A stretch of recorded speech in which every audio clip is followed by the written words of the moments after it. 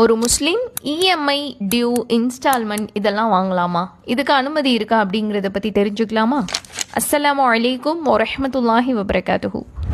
ஒரு பொருளை அதோட ஆக்சுவல் ப்ரைஸ் இல்லாமல் அதற்கான வட்டியோட சேர்த்து மாதம் ஒரு குறிப்பிட்ட தொகை கட்டி வாங்குறது தான் இஎம்ஐ, டியூ, இன்ஸ்டால்மெண்ட் அப்படின்னு வெவ்வேறு பெயர்களில் சொல்லப்படுது. இந்த மாதிரி இஎம்ஐ, டியூ, இன்ஸ்டால்மெண்ட்னு வாங்குறத இஸ்லாம் முழுமையாக தடை செஞ்சிருக்குது. இது முற்றிலுமாக ஹராமாகும். இதில் வட்டி அப்படிங்கிற மிகப்பெரிய பாவம் அடங்கியிருக்கு.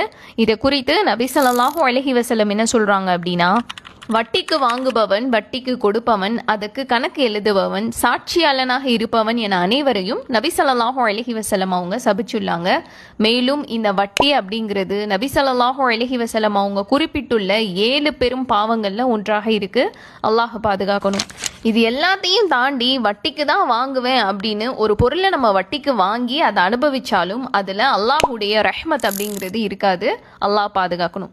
எனவே எந்த ஒரு பொருளை நம்ம வாங்கணும் அப்படின்னாலும் நம்ம சேமிப்பு செஞ்சு வாங்குறது தான் சிறந்தது. அதில் தான் அல்லாஹுடைய பரக்கத் இருக்கிறது.